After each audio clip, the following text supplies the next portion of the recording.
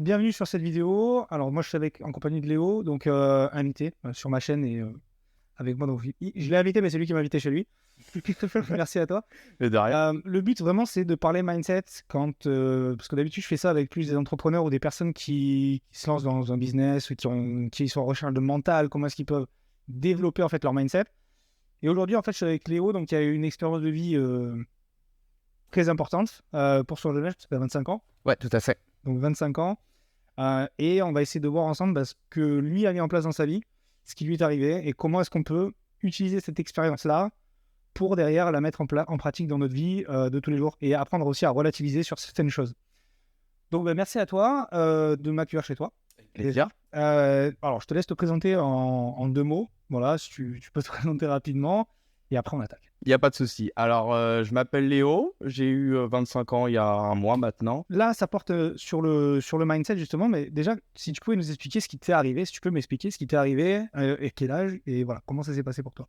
Alors, c'était une journée complètement banale. Début septembre, on était le 5 septembre exactement. Parce que c'est quand même des dates qu'on retient dans notre vie, forcément. Je suis parti faire du vélo de descente avec mon ami qui habite vraiment au bout de la rue. Et c'était vraiment mon ami d'enfance. On a toujours été ensemble toute notre vie, toute notre enfance. Et j'ai toujours été avec des amis plus vieux que moi, puisque j'ai toujours été avec mon frère toute ma jeunesse. Ses passions, c'était mes passions. Et ce qui faisait qu'on avait du coup les mêmes amis. Okay. Du coup, on est parti une journée faire du vélo de descente. J'en avais pas parce que j'avais pas encore les moyens ni rien. C'était pas quelque chose que j'allais demander à mes parents, puisque c'est quand même un vélo, ça coûte cher, surtout un vélo de descente. Je sais pas combien ça coûte, mais ça... C'est pas très loin. Si tu veux un beau vélo, c'est dans les 8000, 8500 euros. Okay, ouais. Ça va vite. Hein. Et du coup, j'ai pris le vélo de son grand frère qui me l'a prêté avec gentillesse. Donc, on est parti. On a fait toute la journée. Et c'est vrai que j'ai toujours été dans le sport avant ça. J'ai toujours fait du vélo, moto et tout. Donc, c'est dans mes habitudes. C'était dans mes passions, exactement. Et ce qui fait que on a fait toute la journée ensemble. Et à fin de journée, je dis je fais un dernier saut. Et c'était la phrase qu'il fallait pas dire. Comme j'ai toujours dit, maintenant elle est un peu porte-malheur pour moi. Dès qu'il y en a un qui dit une dernière, je dis non, non, c'est bon. Arrête maintenant. Ouais, c'est fini là. Et ce qui fait que j'ai fait mon dernier saut et en fait je suis arrivé trop vite sur ce saut-là. Et ce qui a fait que le vélo, l'amortisseur arrière est arrivé au fond, embuté tout à fait. Et ce qui m'a éjecté en l'air, donc sur l'avant. Et ce qui était le plus grave, on va dire, c'est que c'était un saut sur un flanc de coteau. Donc ce qui fait que la réception faisait dans les 3-4 mètres. Et le saut était du coup à 3-4 mètres aussi. Ouais. Et en fait, ça m'a tellement éjecté que je suis passé par l'avant, par-dessus le vélo. Et je suis tombé plat dos sur le sol, sur des racines et des cailloux. Ok. Et sur le coup, directement, malheureusement, directement, plus de sensation dans les jambes. Ok. Et t'as eu une douleur particulière, un truc, ou t'as plus rien senti genre... Alors, j'ai eu la pire douleur de ma vie. Alors que j'avais déjà eu pas mal de choses. Je m'étais déjà cassé des bras. J'ai eu plusieurs choses avant dans ma vie, déjà, vu que je faisais des sports extrêmes. Malheureusement, dans le sport extrême, je veux dire blessure aussi. Ah ouais, blessure extrême, malheureusement. Là, Exactement. Donc, directement, j'ai pu sentir avec l'usage de mes jambes. La première phrase que j'ai dit, ce que je dis à mon ami, je dis je sens plus mes jambes. Et avec une douleur extrême dans le dos. Vraiment, quand je dis extrême, tu pèses tes mots, quoi. c'est indescriptible. Okay. C'est une douleur indescriptible. Je pense que c'est vraiment indescriptible. Genre. J'ai même pas les mots pour le décrire, tellement c'est indescriptible. Et du coup, en plus, vu qu'on était sur un terrain privé, les pompiers ont eu beaucoup de mal à venir nous chercher, puisqu'il fallait un véhicule spécial pour le tout-terrain, parce que on était dans les bois et tout. En plus de ça, quand les pompiers sont arrivés, ils savaient très bien qu'ils ne pouvaient pas me transporter comme ça. Parce que... Risque d'aggraver la blessure, bien sûr, forcément. Donc, il fallait appeler un hélicoptère. Ah oui, héliporter, de trouver un champ déjà pour donc trouver l'agriculteur qui voulait bien qu'un hélicoptère, des pompiers.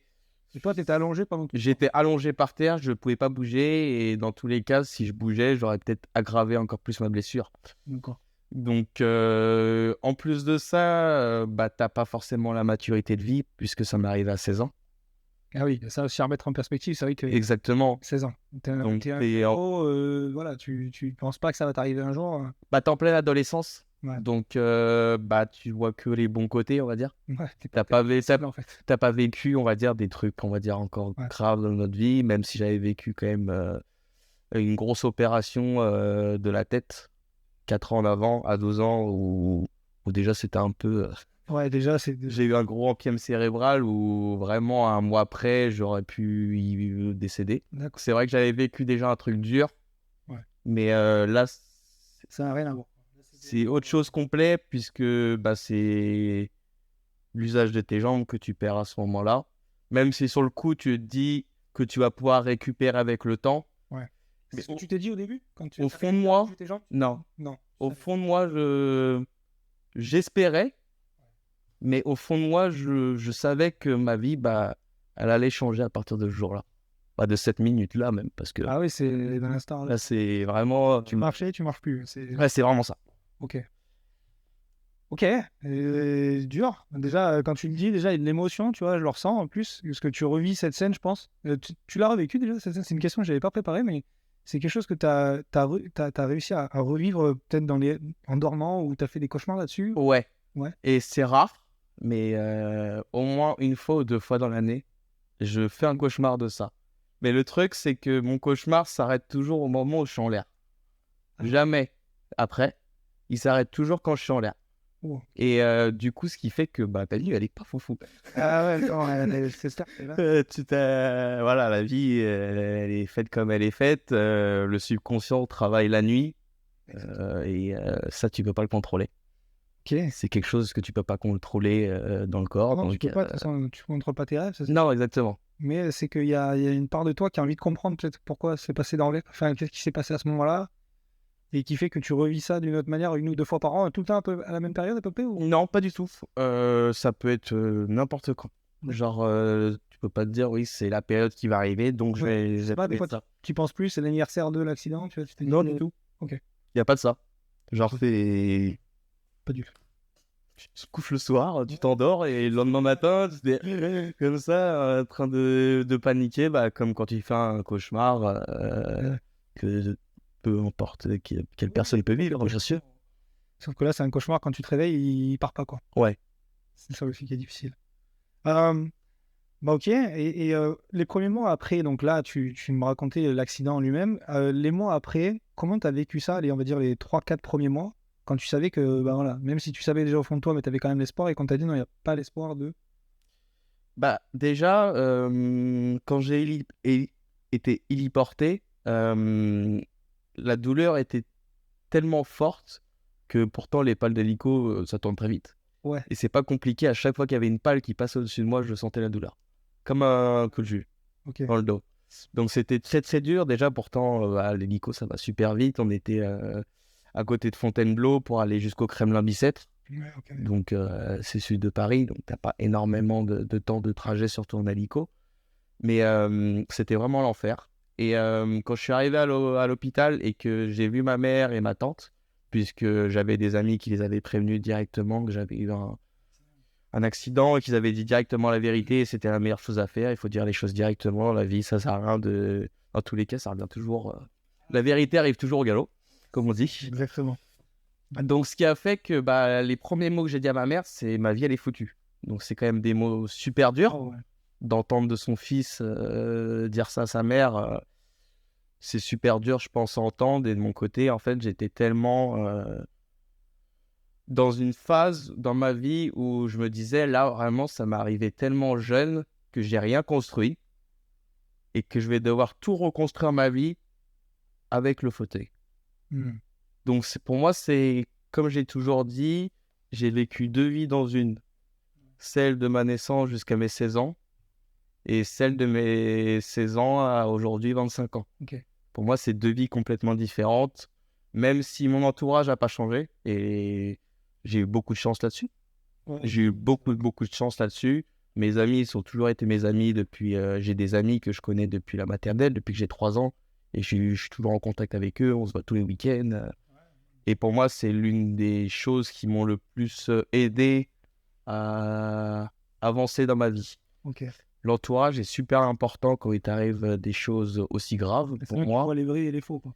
Exactement. J'allais en venir juste après. Quand tu arrives à l'hôpital et que bah, tu sors de l'opération et que le médecin arrive en venant de te voir en te disant bah, tu t'es cassé une vertèbre, mais c'est pas ça le problème, c'est que la vertèbre d'en dessous elle s'est déplacée et que ta moelle épinière elle a fait un Z et que bah, tes chances de remarcher sont minimes. Ouais. Il faut être fort. Ouais. C'est quelque chose où il faut être solide mentalement parce que tu le crois pas directement. Mais est-ce que tu étais préparé à ça à ton âge, à 16 ans? Pas du tout. Pas du tout. Moi, j'étais préparé à poser, Dans ta tête. faire faire mes passions, mon vélo, ma moto. Quand je fais pas ça, bah, je vais voir mes amis, je vais discuter avec eux, on va aller boire un verre, des trucs qu'on fait à cet âge-là. Et plusieurs mois après, il commence à. Parce que là, c'était juste après. Donc, tu me dis Ouais. juste après, mais on va se projeter juste après, parce que tu as la rééducation, tu as plein de Ouais. choses à faire. On va dire après la rééducation. Comment tu t'es. Est-ce que tu t'es redécouvert, en fait? Alors déjà, j'ai fait 1 mois d'hôpital, 1 mois et demi d'hôpital. Non, oui, 1 mois et demi d'hôpital et 1 mois et demi de centre de rééducation, où je suis rentré dans un centre de rééducation, où déjà mes parents ont eu beaucoup de mal à trouver un centre de rééducation adéquat, puisque quand tu es mineur, c'est plus des prisons que des centres de rééducation. D'accord. Limite, tu as les barreaux aux fenêtres avec un cadenas. Pour éviter que les jeunes se foutent en l'air après. C'est que ça. Je pense que c'est une partie de ça, et une partie où le problème, c'est que en tant que mineur, tu peux pas avoir, on va dire, aller au centre de rééducation la journée, prendre un petit appart à côté pour sortir un peu du cadre médical. Mm. C'est que là, il fallait trouver un centre de rééduc, on va dire, le plus adéquat, comme j'ai dit. Donc, on a réussi à en trouver un, le moins mauvais, parce que je dirais pas un bon, parce que c'est le moins mauvais. D'accord. Où j'étais quand même pas trop mal, même si, on va dire, il ne te laissait pas vraiment vivre. En fait, il t'enfermait plus dans un cercle. Il voulait pas que tu t'écartes, on va dire, de ce que tu avais vécu, tes amis et tout. Ouais. J'avais ramené ma PlayStation, j'avais ramené tout ça, limite, ils me l'ont jeté par la fenêtre. Ah bon? Oui. D'accord. C'est pour ça que je suis parti vraiment 1 mois et demi, vraiment, après en centre de rééduc. Normalement, tu fais 6 mois en centre de rééduc à peu près. Je suis parti sans le contrat vie médical. Ok. Avec mon père, il a été super. Que ce soit mon frère, ma mère ou mon père, ils venaient tous les jours. Pourtant, c'était pas à côté, c'était dans 77. Donc, il y avait quand même 1 heure et demie de route pour venir tous les jours. Ils arrivaient à se relayer pour venir le maximum parce que ils savaient que mentalement, j'étais faible. À ce moment-là, t'es. Parce que t'as pas encore passé cette étape de te dire bah ouais, je vais me relever et je vais avancer dans ma vie. J'étais pas dans cette période-là. Vraiment pas. En plus, c'était un centre de rééduc où à l'étage d'au-dessus, tu avais tout ce qui est psy. Donc, des gens qui se sont suicidés, des mineurs qui qui ont voulu se suicider et tout. Et ce qui était le plus dur pour moi mentalement, c'était de voir des gens plus touchés que moi. Ah, parce que tu arrives à considérer qu'il y avait pire que toi. Bah, il y avait pire que moi. Des gens qui avançaient leur fauteuil avec une paille avec la bouche, juste. C'est pire que moi. Ouais, mais c'est intéressant c'est que tu as quand même une certaine force mentale en te disant, ok, moi, ce qui m'arrive souvent, il y a des gens quand ils tombent et qui se font une égratignure, c'est la plus grosse douleur du monde, ça y est, il n'y a rien de pire, ils oublient tout le reste. Toi, tu arrives aujourd'hui, alors est-ce que tu te le disais déjà ou est-ce que tu te le dis aujourd'hui que oui, effectivement, il y a des gens qui sont dans un état pire que toi? Je me suis dit directement, limite des dernières de premier jour que je suis arrivé. Ouais, tu t'es dit, en fait, qu'est-ce que je fais là? C'est ça. Ok. Mais tu avais quand même des trucs à apprendre parce qu'une vie en fauteuil, tu changes complètement. Ouais. Que ça soit pour tes soins, que ça soit même pour vivre. Et tu avais quand même de la kiné qui était fait pour récupérer au max. Et je suis rentré chez moi, on a fait les adaptations qu'il y avait besoin.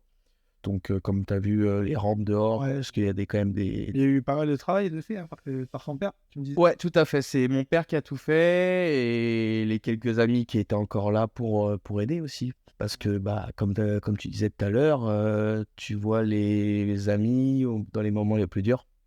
Ouais. Donc, il n'y a pas tout le monde qui a été là. Hein. Il y a des gens qui sont partis? Ouais.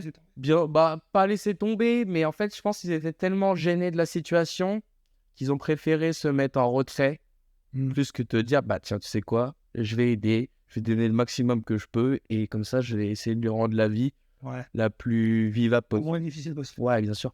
Ok. Et ce qui a fait, on a fait quelques travaux. On avait au début, comme dans l'autre maison, les portes, c'est une vieille maison.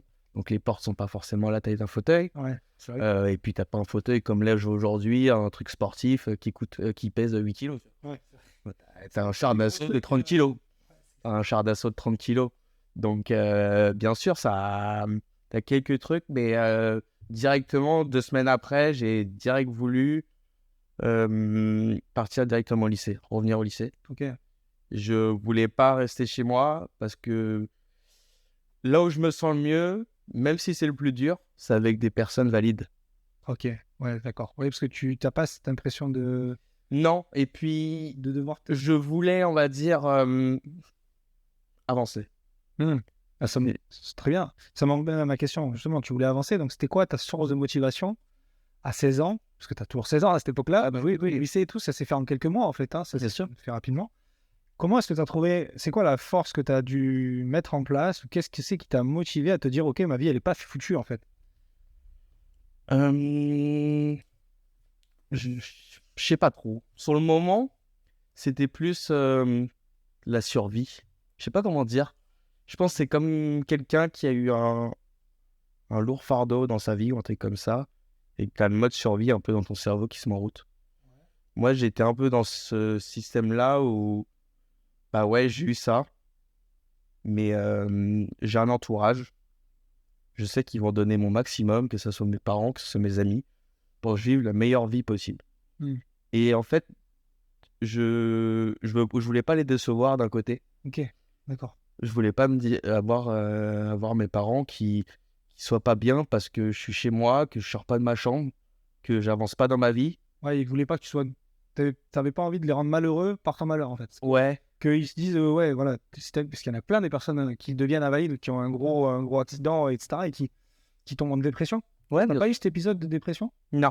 Non. J'ai pas eu de dépression parce que, comme je t'ai dit, j'ai avancé directement. J'ai été directement 2 semaines après au lycée. 3 semaines après, j'étais à la salle. Ah ouais. Ouais, parce que c'est là où on s'est rencontrés, d'ailleurs, on n'a pas parlé, mais on s'est rencontrés à la salle de sport. Bien sûr. Donc, tu continues à aller au sport, tu continues à t'entretenir. Ça, c'est important, d'ailleurs, même pour toi, pour tout le monde. Hein. Alors, je précise, le sport, c'est important pour tout le monde. Mais encore plus pour toi, parce que du coup, il faut quand même, pour éviter de prendre du gras, parce que ce que tu m'expliquais, hein, c'est toi qui me l'as dit, c'est que les personnes qui sont en fauteuil, forcément, stockent plus facilement. Et de la graisse, etc. Bien sûr. On a tendance à pas forcément mieux manger, hein. On mange comme on mangeait avant. Et donc, toi, c'est pour ça que tu vas au sport régulièrement. Je te vois toutes les semaines, d'ailleurs. Tu as plusieurs fois par semaine, même. Ouais, bien sûr. Plusieurs fois par semaine, donc c'est très bien. Et donc là, ton moteur, en fait, ce que tu me dis, c'était vraiment l'entourage que tu avais. Ouais. Et tu voulais pas décevoir. Et est-ce qu'il y a eu des phases où tu avais envie d'abandonner, de te dire, OK, voilà, je laisse tomber, c'est bon, j'en ai marre? J'ai eu des phases, et encore il n'y a pas très longtemps. En fait, c'est que dès que je suis sorti du centre des réducs, j'ai vraiment tout enchaîné. Que ce soit le lycée, que ce soit le sport. Mais le sport, je ne l'utilisais pas forcément que pour m'entretenir physiquement. Mais pour moi, le sport aussi, c'est vraiment un entretien mental. C'est gagner en confiance en soi. Pour moi, gagner le sport aussi. Ça apporte beaucoup de choses. Et comme tu disais, en tant que personne en fauteuil, on utilise la moitié des calories qu'on utilise de base dans un corps valide. Donc, ce qui fait que même si tu manges normalement, on va dire même sainement, tu peux vite prendre du poids.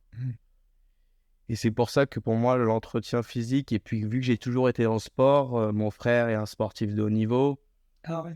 Donc, il a fait les championnats du monde de motocross, où il a été champion du monde 3 fois et tout. Donc, c'est vrai qu'on a quand même une vie assez sportive dans la famille. Ouais. Donc, ce qui fait qu'aussi, c'était normal pour moi de faire du sport. Ouais, c'est Vraiment. Alors ça, c'est super, parce que c'est ce qui a été, en fait, c'est ça. Mais c'est vraiment un moteur pour moi, le sport. Ok. C'est que, comme tout le monde, je pense que des fois, tu n'en as pas envie d'y aller. Ouais. Mais pour moi, avoir une rigueur dans sa vie, que ça soit dans le sport, que ça soit dans le travail, que ça soit amicalement, avec une copine et tout, pour moi, c'est quand même une rigueur à avoir pour avoir une vie stable et pour avancer dans sa vie surtout. Parce que tu es vite un peu dans tes... Tu peux vite tomber dans les travers humains où ta zone de T'as- confort, voilà, tu c'est ça. tu veux plus rien faire, et même quand tu as pas envie, tu y vas, du coup, au Ouais. sport. Bien sûr. Voilà, ça c'est la force mentale numéro 1, donc voilà, c'est ce que quand on n'a pas envie de faire les choses, souvent, c'est qu'il faut les faire, en fait. Ouais. Souvent, quand on n'a pas envie de les faire, Bien c'est qu'il sûr. faut les faire, et ça, notamment, c'est le plus important, donc bah, ça, c'est top, ça, c'est très, très bien, le sport, et d'ailleurs, ben, je te félicite pour ça, parce qu'il y en a plein qui ont l'or de jambes, mais qui sont pas capables d'aller à la salle, tu Ouais, vois? bien sûr. Et toi, tu as pas d'excuse, quoi. Il y a pas d'excuse, il y a pas de ouais. Oui, il y a des fois, on n'a pas Des envie. fois, on n'en a pas envie. Non, Ça m'est déjà arrivé aussi, bah, comme tout le monde. Là, t'as vraiment pas envie, t'as autre chose à faire ou un truc comme ça. voilà. Bah, t'y vas pas, mais c'est pour moi, il faut. Même si tu fais des fois, tu y vas pas. Des fois, tout ça. Pour moi, il faut se dire, ouais, ok, j'ai pas été ce jour-là, mais dans tous les cas, les autres jours, il faut que j'y aille. Je ferai peut-être pas 4 séances dans la semaine. Je vais peut-être en faire que 3. Mais j'ai fait. Ce jour où j'ai pas été, j'ai été productif à autre chose. OK. Ouais, très bien. Très, très bien. Ouais, de pas te dire: «OK, je prends pas ce temps-là pour ça, je vais juste, rester sur TikTok et regarder des vidéos Ah à non, con». Ça t'apporte rien, non. tu t'instruis pas, tu rencontres pas de gens. Donc vaut mieux, oui, quand tu as pas envie, ben, trouve ce temps-là. Ce que tu es en train de dire, c'est ça, hein, c'est que tu prends ce temps où tu as pas envie d'aller au sport, alors que c'est quelque chose qui est bon pour toi. OK, tu fais pas quelque chose qui est bon pour toi à ce moment-là, mais tu vas chercher à être productif sur autre chose. Ouais, tout à Et fait. ça, c'est super intéressant ce que tu dis là. Ouais, top. Mais cette maturité, tu l'as eu directement en fait. T'as grandi en fait beaucoup plus vite que la moyenne en fait, j'ai l'impression. C'est ce que ouais, franchement, oui. Quand j'ai eu mon accident, pour moi, entre le moment où j'ai rentré à l'hôpital et que je suis sorti du centre de rééduc, j'ai fait un bond, pour moi, de 3 ans mentalement. Ouais. Donc, en fait, je me suis retrouvé à 16 ans avec une mentalité de gens de 20, 21 ans. Ouais, Et bah, du coup, il y avait un petit décalage, forcément, avec les gens que je vais avoir au lycée, que je vais croiser. Parce qu'il y avait des trucs où, bah ouais, ça les fait peut-être rire eux, mais pas moi. ouais. Parce qu'on avait ce décalage-là. J'avais une autre vision de la vie qui était complètement différente. Eux, ils étaient vraiment en train de se construire, à se dire, voilà, c'est ça que je veux faire plus tard, nanana. Et moi, j'étais plus dans cette vision-là, à te dire, bah, avec ce que j'ai vécu, tu peux faire des plans dans ta vie, c'est super bien de faire des plans dans sa vie, de voir ses objectifs plus tard et tout, mais ta vie peut changer du jour au lendemain. Hmm. Et drastiquement. Ah oui. Vraiment drastiquement. Et du coup, depuis ce jour-là, je vis un peu plus au jour le jour. Ça me fait plus avancer comme ça, puisque je me mets moins de contraintes dans ma vie. J'en ai déjà assez. Ouais. Parce que tu vois, sauver non, mais t'as raison, hein, c'est logique. Non, mais c'est vrai, t'as raison. C'est en fait ce qui me fait sourire surtout, c'est que toi, ta façon de penser là, il y a des gens qui ont 40 ans, qui ont 50 ans, qui n'ont pas cette idée-là en fait. Tu vois, ils ont prévu, ils prévoient de faire des choses, ils prévoient. Finalement, ils passent jamais à l'action, ils font jamais rien, ils mettent jamais rien en place. Et c'est là ce que tu disais, c'est que tu peux prévoir des choses à faire dans 10 ans, mais si tu peux les faire maintenant, fais les choses maintenant parce que tu sais pas dans 10 ans si tu seras capable ou physiquement capable de les faire. Donc, ouais, t'avais un gros décalage avec les gens de ton âge, bah, dû à la maturité que tu as prise ben, de ta vie. En fait, Ouais, de l'accident, tu te dis putain, merde, maintenant, ça y est, je peux plus faire ça parce que tu avais peut-être des plans pour faire, je sais pas, dans le sport professionnel en moto, je sais pas. Bah, même pas. Mon objectif, j'avais mon métier qui était construit, je voulais faire pompier. Ok, J'ai fait pendant 5 ans, de mes 12 ans à mes 16 ans, jeune sapeur-pompier. ok, c'est ton. Mais c'était vraiment mon objectif de vie, mon métier idéal que je voulais. Malheureusement, bah, les plans de la vie ont fait que c'est plus possible. Mm. Et c'est pour ça que j'ai eu quand même cette partie de moi qui me disait qu'est-ce que tu vas faire. Parce que j'avais tellement ce plan de vie dans ma tête, me dire voilà, je fais mes jeunes sapeurs-pompiers, arrivé à mes 18 ans, je mets mes pompiers, je fais tout ce qu'il faut, tac, tac, tac. Mm. Et ce qui fait que là, tu te retrouves sans passion, parce que c'était moto-vélo, sans métier que tu voulais faire. Donc c'est pour ça que je dis j'ai vraiment deux vies, parce que les passions et le métier que je voulais faire, on va dire, bah, tout est parti en fumée. Ouais. Donc il faut se reconstruire physiquement, mentalement, et se retrouver, on va dire, un idéal de vie que l'on veut. C'est pour ça qu'au jour d'aujourd'hui, j'ai essayé énormément de choses. J'ai fait du karting, je fais de l'airsoft, j'adore les chaussures, les sneakers. Je fais énormément de choses, je tente énormément de choses. J'ai refait aussi de la moto, mais c'est beaucoup trop risqué et je tiens à ce qui me reste. Ouais, je comprends. Exactement. J'essaye beaucoup de choses et aujourd'hui, je retrouve, on va dire, goût à avoir des passions. Les chaussures, les sneakers, même si c'est quand même un budget, c'est comme tout. Mais c'est vraiment une passion pour moi. Vraiment, je m'en... C'est aussi ce qui Ouais. te motive, qui te donne envie de continuer à te dire, ben voilà, ma vie, elle est pas foutue, tu vois. Non, parce qu'il y a énormément de choses à faire en étant en fauteuil. Au jour d'aujourd'hui, on vit quand même dans un monde où il y a eu quand même pas mal de progrès, d'adaptabilité, que ça soit dans les villes, que ça soit dans les métiers, que ça soit... Il y a beaucoup de choses qui ont évolué. Je dis pas, il y a 50 ans en avant, la vie aurait été complètement différente. Et pour moi, ça aurait été très, très compliqué. Et au jour d'aujourd'hui, moi, je sors, je vais au bar avec mes potes. T'as le permis, tu conduis, C'est ça, t'as une voiture. bien sûr, j'ai ma voiture, je suis complètement T'as une autonome. voiture.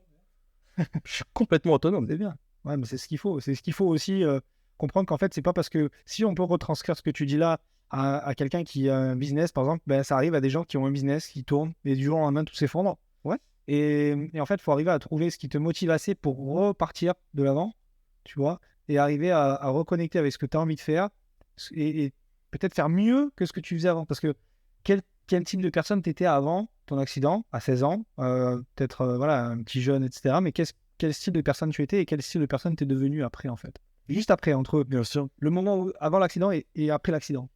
Alors déjà, avant, j'étais quelqu'un qui était très critique. Je connais mes défauts.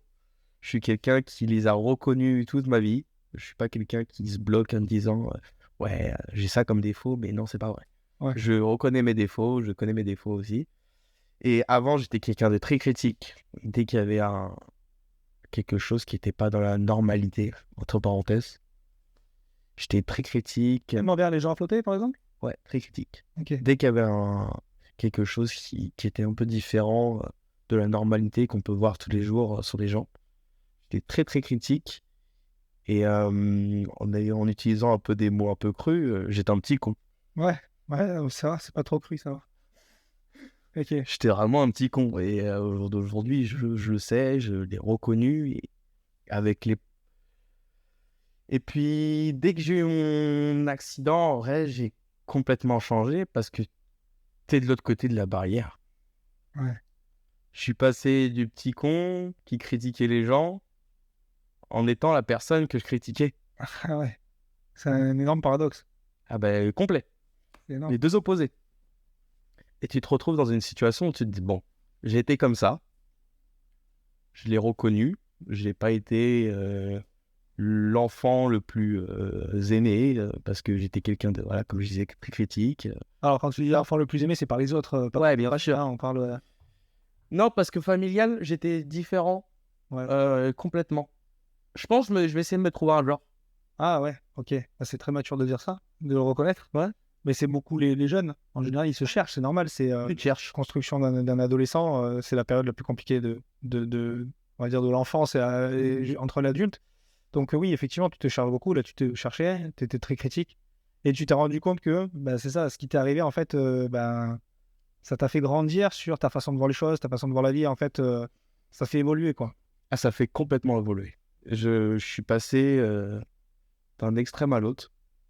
Je suis passé, je pense aujourd'hui, de quelqu'un de très ouvert.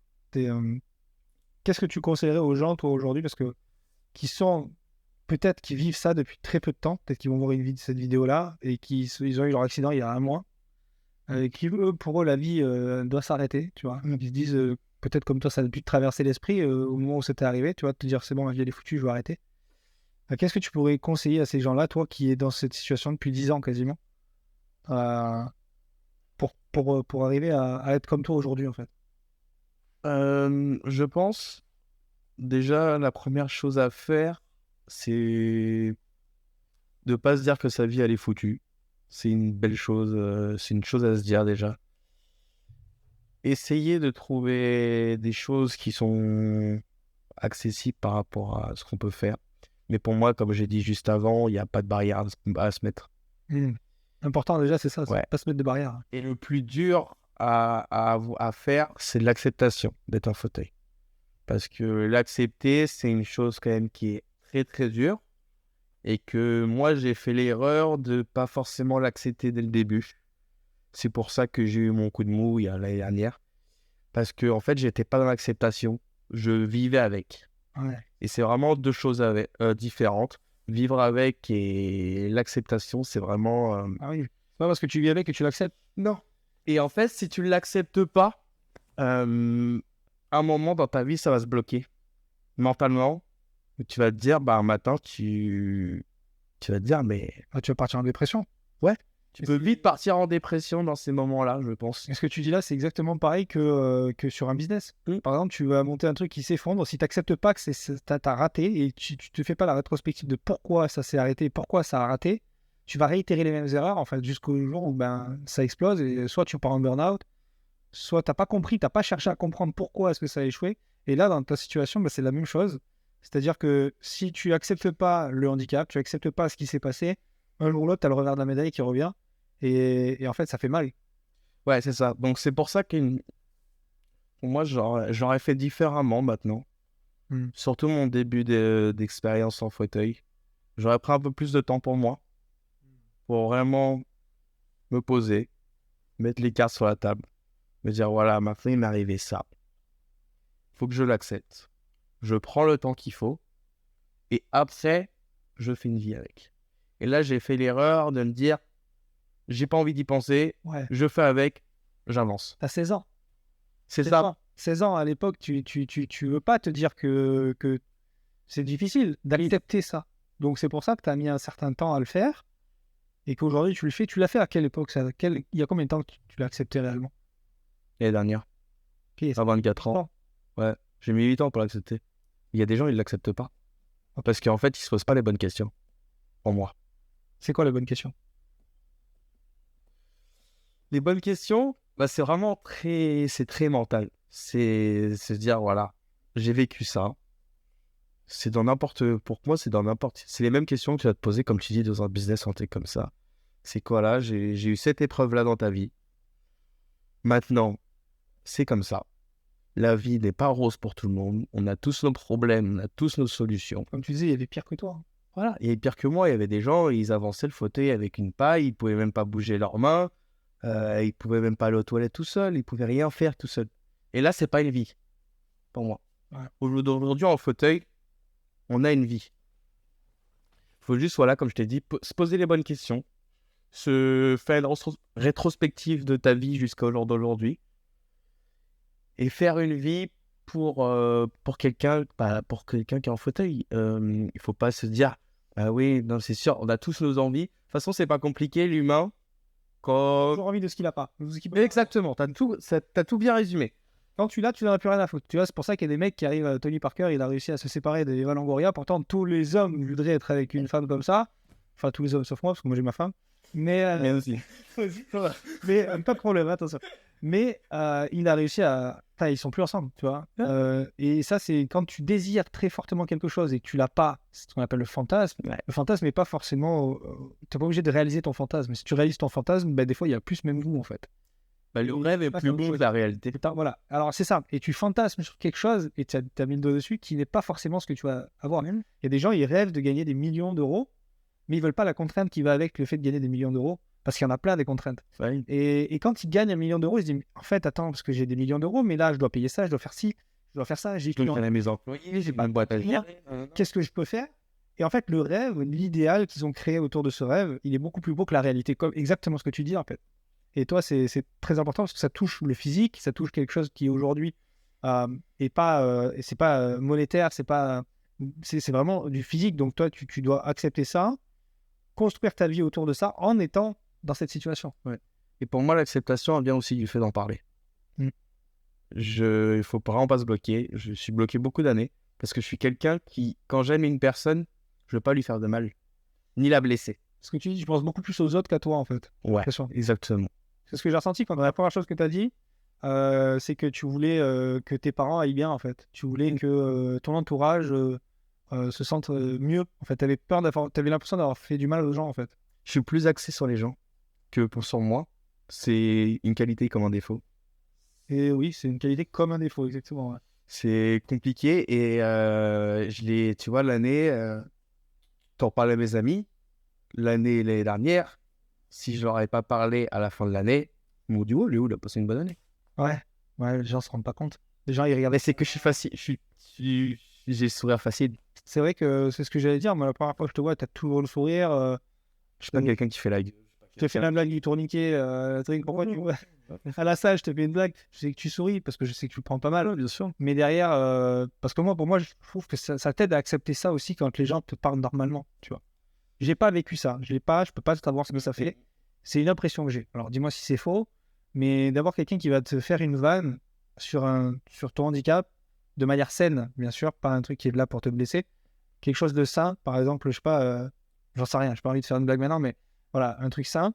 Est-ce que toi, tu le prends comme quelque chose qui va te blesser ou est-ce que tu vas en rigoler et au contraire, ça te refait te sentir comme tu étais avant, en fait? Tout dépend de la situation.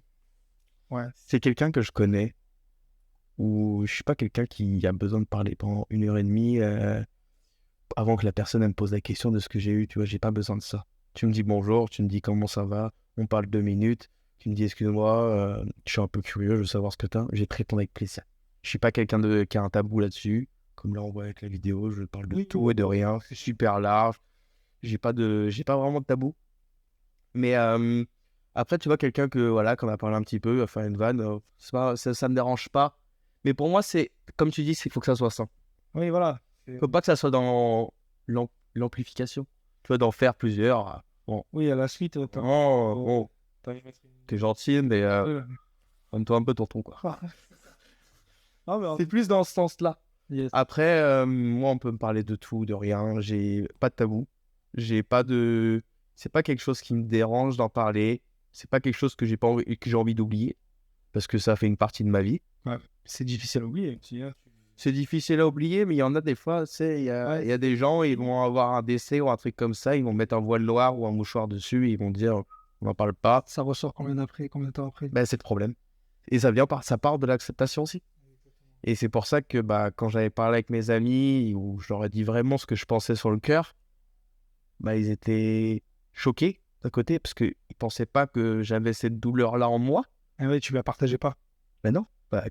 Donc ça fait partie de ce que tu préconises, c'est de partager, de parler des choses. C'est parler des choses qui vont pas. Ouais. Qui vont aussi, bien sûr. Les amis, c'est fait dans les bons comme dans les mauvais moments. Comme j'ai toujours dit, la famille, c'est pareil. J'ai eu la chance d'avoir une famille qui a toujours été ensemble. Les parents ne se sont jamais séparés. Malgré que mon frère a été champion du monde, en plus au moment où j'ai eu mon accident. Donc les 2 premières semaines, on les a vécues tout seul avec ma mère. Mon frère et mon père étaient au Brésil. Ils n'étaient même pas au courant. Ah oui, d'accord. Donc on a vraiment vécu cette chose-là. Tu voulais pas non plus... tu voulais pas que ton frère soit au courant avant ses championnats? Non, il pouvait gagner le championnat du monde. C'est un rêve de gosse qu'il a depuis qu'il est tout petit. Encore une fois, tu pensais à toi. T'as pas pensé... T'as pensé aux autres, je veux dire. T'as pas pensé à toi, t'as pensé aux autres. Tu te dis, mon frère doit rester dans sa bulle de mental, mindset, de vraiment rester concentré. Je lui dirai après. De toute façon, dans tous les cas, ça changera rien pour moi. Ouais. Sauf qu'à un moment, ils ont appelé, on répondait pas. Donc à un moment, on était obligé de leur dire.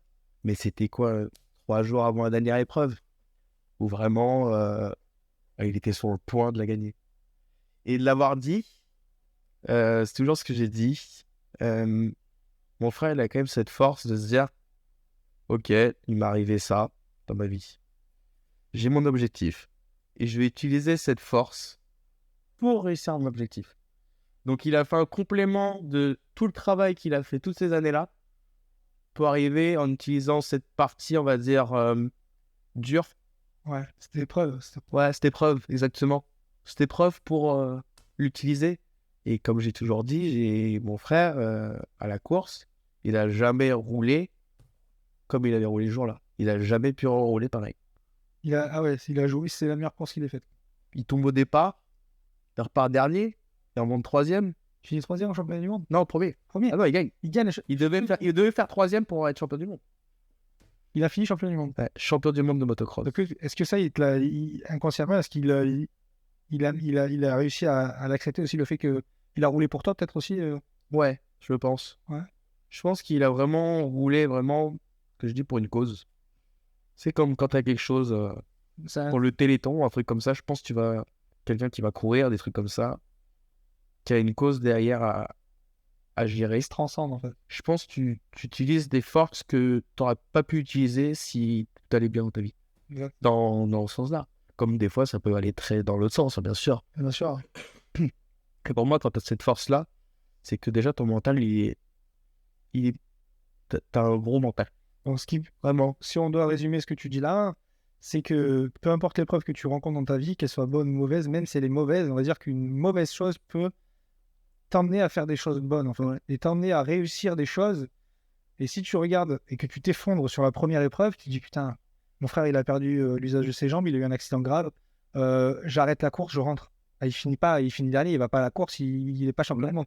Là, ce jour-là, ton frère il s'est dit, ok, mon frère il a eu ça, je vais utiliser ça, cette douleur-là que je ressens pour réussir. Et il a fini premier et il gagne le championnat du monde, champion du monde. Magnifique. Ouais. Et c'est un peu grâce à toi entre guillemets. D'un un côté, oui, ça aurait pu être complètement inverse, à se dire, comme Ça, tu non, dis. faut savoir. Mais ouais. Et comme quand je l'ai eu au téléphone, il m'a appelé, il me dit voilà, moi la course je peux pas, là, faut le rendre. Je dis mais t'es fou toi. T'es fou. T'es à ton rêve là. Là t'as ton rêve au bout des doigts. Et je dis moi dans tous les cas ça arrivait. C'est fait. On pourra pas revenir en arrière. La vie à l'avance, on ne fait pas des marches arrière. Je dis on n'est pas en voiture. Ouais. Donc maintenant t'avances, tu utilises tes capacités que t'as travaillé toute ta vie pour arriver au bout de ton objectif. Après cet objectif-là, tu rentres. T'inquiète pas, on va gérer. On aura un autre objectif, ça sera de faire au mieux pour se récupérer le maximum. Ouais. Mais chaque chose en son temps. Tu as ton objectif de bout des doigts, fais-le. Fais-le pour toi, fais-le pour toute la famille qui ont été là jusqu'à tout le temps avec toi, fais-le pour tes amis et à fond vert. Bah, écoute, franchement, c'était super leçon. Merci beaucoup. Mais de rien. J'avais une question en fait. C'est super, super touchant, intéressant. Voir que en fait, tu développes tout ton mental. Toi, tu l'as beaucoup donné aux autres. Tu as beaucoup donné aux autres. Et comme tu dis, c'est aussi le fait d'être accompagné. Et en fait, c'est un partage. Il a fallu que tu aies une famille avec toi, tu aies tout le monde pour rester bien dans le cadre. Derrière, tu donnes plus que ce que tu as envie de... En fait, tu demandes rien en fait en retour. Tu veux vraiment donner aux autres de ce que j'ai ressenti et t'acceptes. Voilà. C'est le mot de la fin, je pense, c'est l'acceptation. Ouais. Accepter qu'on peut être en situation d'échec ou de difficulté, mais l'accepter, c'est pour remonter derrière. Si l'accepter, si on l'accepte juste pour se laisser s'effondrer, c'est pas la peine. Non. On l'accepte, on met un coup de palme, comme on peut dire, en plongée, et on remonte à la surface. Et là, le but, c'est vraiment que c'est ce que tu as dit. Et franchement, j'ai trouvé ça super fort. J'ai encore plus appris, parce qu'on avait déjà un peu discuté en amont.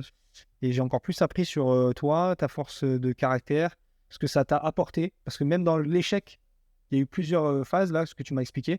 Même dans la situation compliquée, dans le handicap, dans plein de choses, tu en as sorti des choses positives qui t'ont fait grandir, qui ont fait grandir ton entourage. Ton frère est peut-être devenu champion du monde un peu grâce à ça. Ouais. Et grâce à son travail, bien sûr. Bien sûr. Mais parce qu'il n'a pas abandonné, il a le même mental, on n'abandonne pas, on fait les choses jusqu'au bout.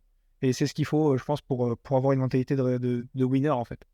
Ouais, pour moi, une épreuve, dans la vie, on a tous des épreuves. Il faut les surmonter et avancer. Si tu commences à t'arrêter à la premier échec de ta vie, ou que ce soit le deuxième ou le troisième, je ne sais pas comment la vie elle va être plus tard. Comment elle va avancer notre vie. On a tous nos soucis, on a tous nos bonheurs aussi, on a des moments très bons. Et pour moi, toutes les étapes de ta vie, il faut en prendre comme une leçon pour être la meilleure personne qu'on est le jour d'avant. Ouais, bien sûr. Vous êtes toujours meilleur que le lendemain. Ouais, tout à fait. Toujours avancer. On a tous des coups de mou, on a tous des coups, tous des coups de mou, c'est normal, c'est la vie. Ouais. Et pour moi, c'est vraiment avancer. Eh bien, on va avancer. Et c'est ça. En tout cas, merci beaucoup. Merci d'avoir regardé cette vidéo. Si vous avez envie d'en savoir un peu plus sur l'histoire ou sur d'autres, vous avez d'autres questions, vous pouvez noter en commentaire. Je ne sais pas, je t'avoue, s'il y aura des commentaires, on verra. Le but, c'est en tout cas d'avoir partagé ça. Merci à toi, Léo. Vraiment, merci beaucoup de m'avoir accueilli chez toi. Plaisir. Et puis on se voit à la salle. Allez, pas de souci.